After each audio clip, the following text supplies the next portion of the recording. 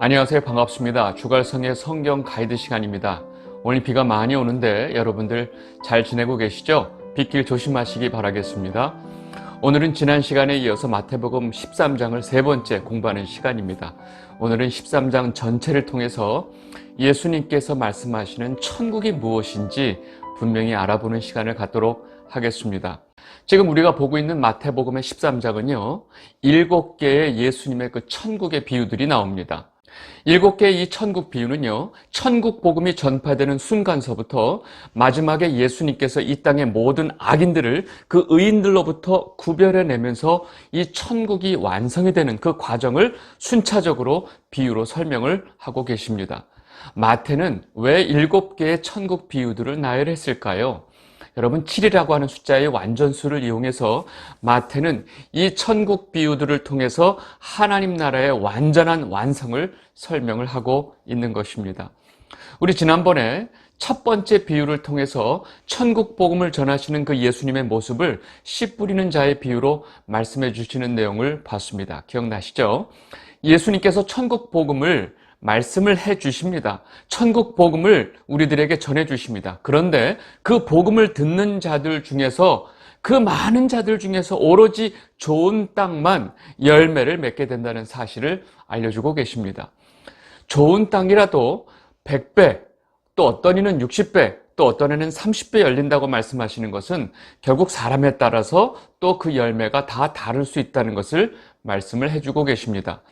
그리고 이 비유를 통해서 천국의 주권은 좋은 땅이 아니고 씨를 뿌리시는 예수님에 있다는 것을 분명히 알려주셨습니다. 그리고 우리가 지난 시간에 봤던 두 번째 비유는 이 좋은 씨가 뿌려진 땅에 또 원수가 뿌린 가라지의 씨가 있다는 사실을 비유를 통해서 정확하게 말씀을 해주셨습니다. 이 땅에 예수님의 천국 복음이 전해지는 어느 곳이든지 알곡과 가라지가 섞여 있을 것이라는 것을 분명히 우리에게 경고를 해주신 것입니다. 여러분, 이 세상 속에 있는 교회 안에는 반드시 가라지가 있을 수밖에 없다는 사실을 분명히 알게 해주신 것입니다. 그것은 가라지들의 존재를 우리가 분명히 인지하고 그들이 만들어내는 또 문제들에 대해서 우리가 지혜롭게 대처를 해야 된다고 미리 우리에게 경계를 해주신 것입니다. 우리는 교회 안에서 믿음이 약한 성도들과 가라지들을 좀 헷갈리는 경우가 많이 있습니다. 우리는 지혜를 가지고 이 교회 안에서 정말로 믿음이 약한 알곡과 완전히 또 출신이 다른 그 가라지들을 구별해낼 수 있는 지혜가 필요하다는 것을 우리는 분명히 놓치면 안 됩니다. 그리고 오늘 우리 보게 될 세 번째 천국 비유는 겨자씨 비유입니다. 마태복음 13장 31절에서 32절, 또 비유를 들어 이르시되 천국은 마치 사람이 자기 밭에 갖다 심은 겨자씨 한 알 같으니 이는 모든 씨보다 작은 것이로되 자란 후에는 풀보다 커서 나무가 되매 공중의 새들이 와서 그 가지에 깃들이느니라. 아멘. 여러분, 겨자씨를 보신 분들은 알겠지만 노안이 있는 분들은 거의 안 보일 정도로 굉장히 작습니다. 이렇게 작은 겨자씨가 그 땅속에서 싹시 돋고 자라기 시작해서 점점 자라게 되면요, 그 눈에 보이지 않는 작은 겨자씨가 큰 나무가 되어서 새들이 그 가지에 깃들게 된다고 지금 말씀을 하고 계십니다. 이렇게 천국을 겨자씨로 비유하신 이유는 천국이 외형적으로 우리 눈에 너무 안 보이고 너무 작게 느껴진다는 사실입니다. 세상 사람들 머릿속에 있는 천국은 전혀 반대죠. 너무나 화려하고 너무나 웅장하고 멋진 천국을 상상을 합니다. 그러나 성경이 말하는 천국은 겨자씨처럼 눈에 안 보일 정도로 작고 초라하고 화려하지 않다고 말씀을 하고 계신 것입니다. 여러분, 이 땅에 오신, 이 땅의 왕으로 오신 예수님께서도 그런 천국의 모형을 담고 계신 것입니다. 예수님은 이 땅에 너무 초라하고 약하고 천한 모습으로 오셨습니다. 그러나 예수님께서는 그렇게 천하고 약한 모습으로 이 땅에 오셔서 창세 이래 예비하신 하나님의 뜻을 온전히 다 이루셨습니다. 이렇게 천국은 겨자씨와 같이 너무나 작고 초라하지만 나중에 그 씨가 자라면 새들이 쉼을 가질 수 있는 큰 나무가 된다는 것을 이렇게 비유로 말씀을 하고 계신 것입니다. 이렇게 예수님께서는 천국의 그 외형적인 모습을 비유로 말씀을 하시고 난 다음에 네 번째 천국 비유는 천국의 그 보이지 않는 내적인 모습을 누룩의 비유를 통해서 말씀을 해 주십니다.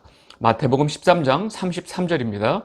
또 비유로 말씀하시되 천국은 마치 여자가 가루 서말 속에 갖다 넣어 전부 부풀게 한 누룩과 같으니라.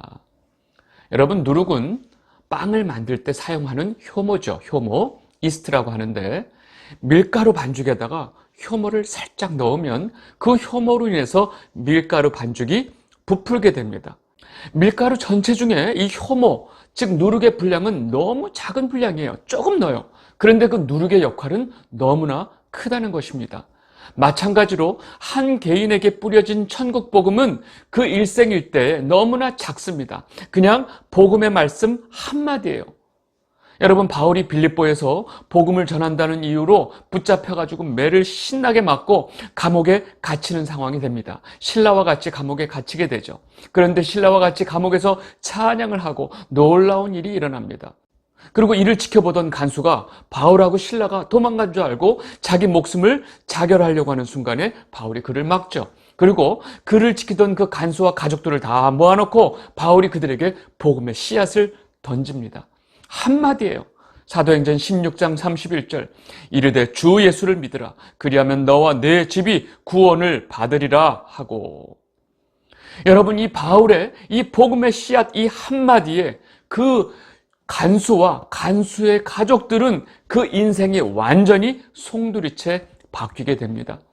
죄인의 삶에서 하나님의 자녀의 삶으로 완전히 변화가 되는 것입니다. 사망을 향해서 살아가는 그 삶에서 생명을 얻은 삶으로 완전히 전환이 되는 것입니다. 아주 극소량의 누룩이 밀가루 덩이 전체를 부풀게 하듯이 천국 복음의 한마디가 그들의 삶 전체를 완전히 바꾸어 버리는 것입니다. 이렇게 예수님께서 천국을 누룩에 비유하는 이유는 그 천국 복음이 겉으로는 별로 드러나는 것 같지 않지만 한 개인이나 한 사회에 이 천국 복음 한마디가 미치는 그 영향력이 엄청나다는 것을 지금 이렇게 비유로 말씀을 하고 계신 것입니다. 지금까지 예수님께서 우리에게 4개의 천국 비유를 말씀을 해 주셨는데 이 천국 비유들을 보면 뭔가 우리 눈에 보이는 게 아무것도 없습니다.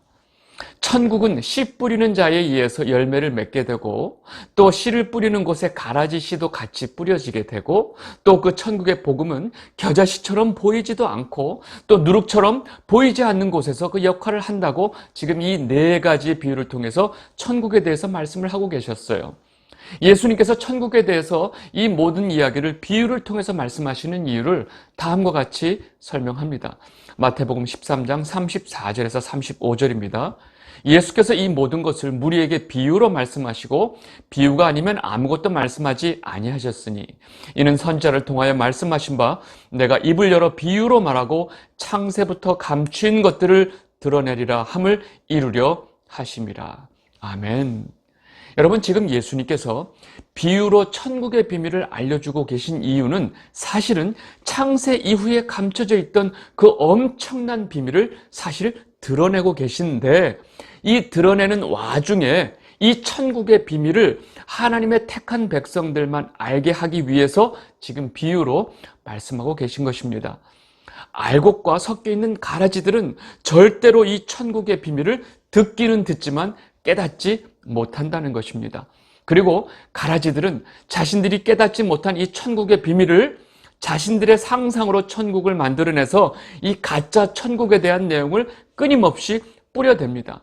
그리고 성도들은 그 가라지들이 뿌려댄 가짜 천국에 대한 내용에 대해서 현혹당할 수 있기 때문에 예수님께서는 그 하나님의 백성들을 경계시키기 위한 또한 목적을 가지고 이렇게 가라지들에 대한 이야기도 말씀을 하고 계신 것입니다.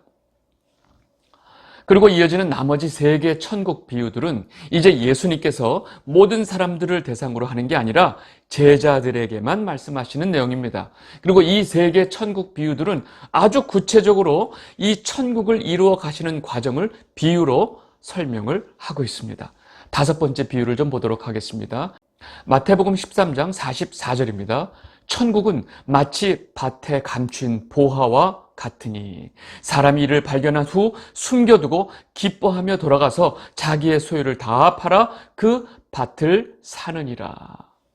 천국은 밭에 감춰진 보화와 같다고 지금 말씀을 하고 계십니다. 여기서 보화를 발견한 사람은 원래 그 밭의 주인이 아니었습니다.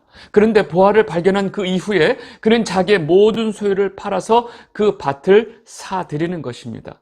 여기서 우리가 오해하지 말 게 있습니다. 그건 뭐냐면 지금 이 보화를 모든 사람들이 귀하게 여기는 금 같은 보화로 생각하시면 안 됩니다. 원래 밭의 주인은 지금 자기 밭에 있는 이 보화를 귀하게 여기지도 않고 그 가치를 알지도 못하는 사람이기 때문에 그렇습니다.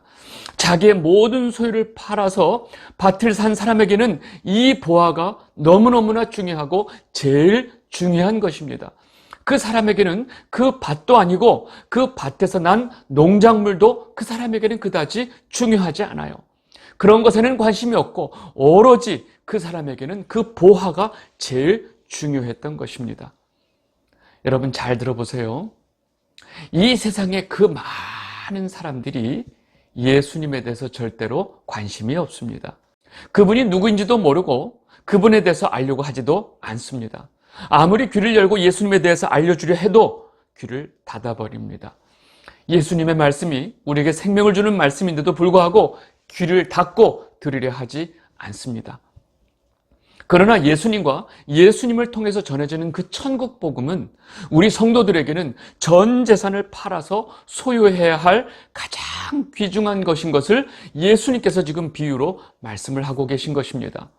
여러분, 십자가의 도가 멸망하는 사람들에게는 너무나 미련해 보이지만 성도인 우리에게는 하나님의 능력과 같은 것과 똑같은 이치입니다. 지금 예수님께서 말씀하시는 이 5번째 비유가 이해가 되시죠? 그리고 6번째 비유를 보겠습니다. 마태복음 13장 45절에서 46절입니다. 또 천국은 마치 좋은 진주를 구하는 장사와 같으니 극히 값진 진주 하나를 발견하며 가서 자기의 소유를 다 팔아 그 진주를 사느니라. 지금 이제 예수님께서 말씀하시는 이 6번째 천국 비유는 천국은 마치 좋은 진주를 구하는 진주 장사와 같다고 말씀을 하십니다. 여러분, 진주 장사가 너무나 귀한 진주를 발견하고 역시 자기의 모든 소유를 다 팔아서 그 진주를 사들이는 이야기를 지금 하고 계십니다. 여러분, 우리가 앞에서 살펴본 비유들을 제가 설명할 때 천국은 예수 그리스도이시다라고 제가 말씀드린 거 기억나시죠? 자, 그렇다면 지금 천국은 진주 장사다라고 이야기하고 있죠. 그렇다면 이 진주 장사가 누구란 얘기죠? 그렇죠. 예수 그리스도이십니다. 그러면 진주 장사이신 예수님께서 자기의 소유를 다 팔아서, 다시 말해서 자신의 목숨을 다 내어놓고 산 진주가 무엇일까요? 그렇습니다. 바로 저와 여러분, 하나님의 백성, 성도들입니다. 그 성도들을 구하기 위해서 예수님께서는 자기의 모든 소유, 자신의 목숨을 내어놓고 우리를 사드린 것입니다. 천국은 이렇게 예수님께서 자신의 목숨을 다 내어놓고 사드린 우리 성도들로 이루어진다는 것을 지금 말씀을 하고 계신 것입니다. 그것은 하나님의 이 창세 이후의 계획이었고 예수님께서는 그 아버지의 뜻을 온전히 순종해서 그 뜻을 이루게 되신 것입니다. 여러분, 이것이 천국이고 예수님께서 천국으로서 천국을 이뤄가고 계신 것을 보여주고 계십니다. 그리고 마지막 7번째 천국의 비유는 바로 천국의 완성을 보여주십니다. 마태복음 13장 47절에서 48절입니다. 또 천국은 마치 바다에 치고 각종 물고기를 모으는 그물과 같으니 그물에 가득함에 물가로 끌어내고 앉아서 좋은 것은 그릇에 담고 못된 것은 내버리느니라. 여러분, 지금 예수님께서 이 한 절, 2절의 말씀으로 아주 간단하게 보여주시는 이 비유의 내용은 사실 이 세상의 마지막 종말과 심판을 다 담아내고 있는 아주 엄청난 내용의 말씀입니다. 여러분, 이 땅에 다시 오시는 예수님은 엄청난 위엄을 가지고 심판주로 다시 오십니다. 그리고 이 세상에 존재했던 모든 인간들이 예수님 앞에서 자기 행위에 따라서 심판을 받게 됩니다. 여러분, 이미 죽은 사람이 어떻게 예수님 앞에 심판을 받을까 궁금하세요? 여러분, 우리가 이 땅에서 한번 죽으면 끝나는 게 아니에요. 이미 역사를 통해서 죽은 모든 사람들이 마지막에 예수님의 심판대 앞에 다시 다 불려 나오게 된다는 것입니다.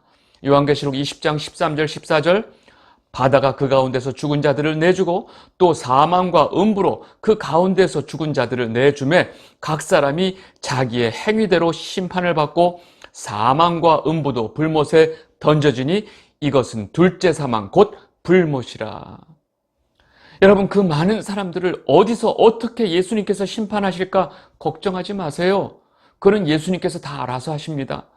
그 순간에 모든 이 땅에 존재했던 모든 인간들이 다 자기의 행위대로 심판을 받고 다시 불못에 던져지게 된다는 것입니다. 여러분, 그것이 끝장입니다. 이것이 성경이 말하는 둘째 사망입니다. 왜 둘째 사망의 해를 받지 않는 것이 엄청난 축복인지 아시겠어요? 요한계시록 2장 11절, 귀 있는 자는 성령이 교회들에게 하시는 말씀을 들을지어다. 이기는 자는 둘째 사망의 해를 받지 아니하리라. 여러분, 우리가 정말로 분명히 알아야 할 사실이 있습니다. 이 땅에서 우리가 하나님의 말씀과 주 예수 그리스도의 증거로 인해서 목배임을 당하고 죽는 것이 그렇게 중요한 것이 아닙니다. 처음 죽을 때 어떻게 죽는지가 중요한 것이 아닙니다. 저 무서운 둘째 사망의 해를 받느냐 안 받느냐가 제일 중요한 것입니다.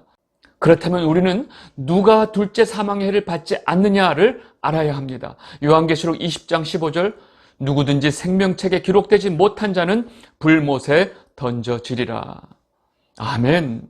여러분, 이 말씀은 생명책에 이름이 기록된 자들은 불못에 던져지지 않고 둘째 사망의 해를 받지 않는다는 것입니다. 여러분, 생명책에 이름이 기록된 자들은 자기 행위대로 심판을 받지 않는 것이고 예수님의 보증으로 인해서 그 사람들은 심판을 받지 아니하고 불못에 던져지지 않게 된다는 것입니다.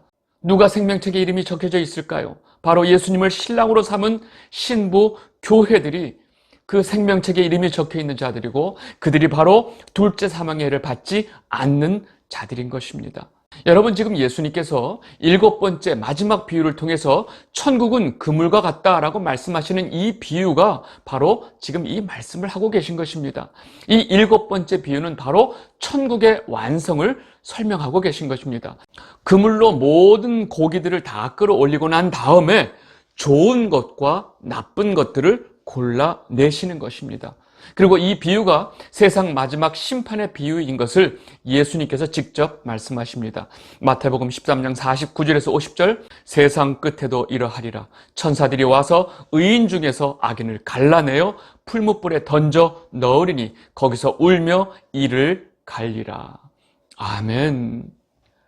여러분, 이렇게 다시 심판주로 이 땅에 오시는 예수님으로 인해서 마지막에 그 의인들 속에 있던 악인들을 다 끄잡아 내시는 것입니다. 그리고 그들을 불못에 던지시는 것입니다.